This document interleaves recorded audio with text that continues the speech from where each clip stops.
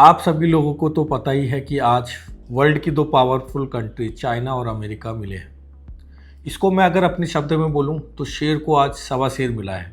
शेर Donald Trump और सवा शेर चाइना। चाइना ही एक ऐसी कंट्री है जो अमेरिका को मुंह तोड़ जवाब दे सकती है।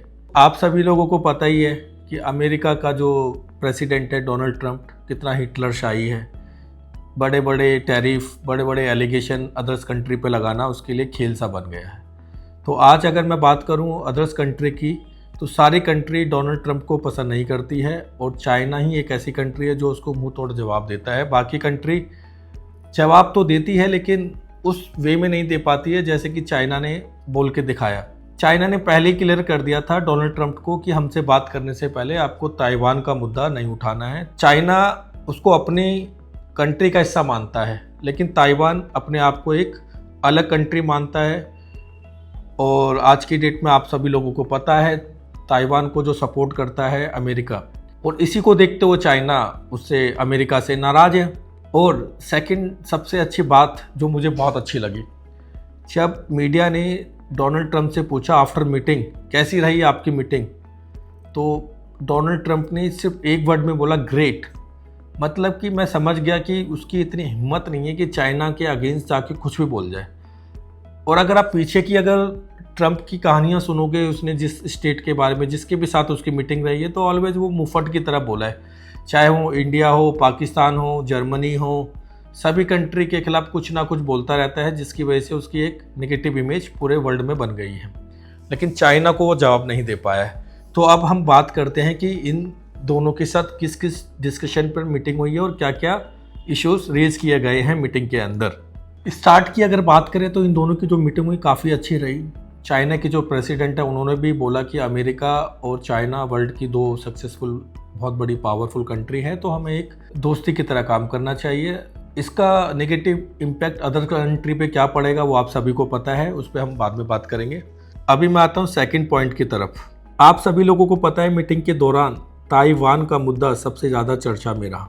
शी जिनपिंग ने साफ शब्दों में कहा ताइवान चीन के लिए सबसे सेंसिटिव इशू है। उन्होंने वार्निंग दी अगर ताइवान मामले को गलत तरीके से हैंडल किया गया तो दोनों देशों के बीच बड़ा टकराव हो सकता है। यही इस पूरी मीटिंग का सबसे बड़ा हेडलाइन मूवमेंट बना। इसीलिए मैंने बोला था शेर को सवा शेर मिला, और ये सिर्फ चाइना ही बोल सकता है डोनाल्ड ट्रंप को, और किसी कंट्री के प्रेसिडेंट में इतनी हिम्मत नहीं है। आप सभी लोगों ने देखा है कि जब जब डोनाल्ड ट्रंप ने किसी कंट्री के खिलाफ नेगेटिव बोला है तो सभी कंट्री के प्रेसिडेंट चुप रहे हैं, लेकिन चाइना ने आंखों में आंखें डाल के जवाब दिया है। अब आते हैं हम नेक्स्ट पॉइंट पे, आखिर ताइवान ही इतना बड़ा मुद्दा क्यों है। ऑडियंस को मैं एक सिंपल और आसान भाषा में अगर बताऊं, लेकिन ताइवान खुद को एक अलग डेमोक्रेटिक कंट्री की तरह चलाता है और साइड बाय साइड वहीं अमेरिका ताइवान को सपोर्ट करता है, खासकर मिलिट्री और टेक्नोलॉजी लेवल पर। यही वजह है कि ताइवान आज अमेरिका और चाइना के बीच सबसे बड़ा टेंशन पॉइंट बन चुका है। चाइना के प्रेसिडेंट ने आंखों में आंखें डालकर डोनाल्ड ट्रंप को बोला, वार्निंग देते हुए बोला कि ताइवान इशू अगर गलत तरीके से हैंडल हुआ तो सिचुएशन कॉन्फ्लिक्ट तक पहुंच सकती है।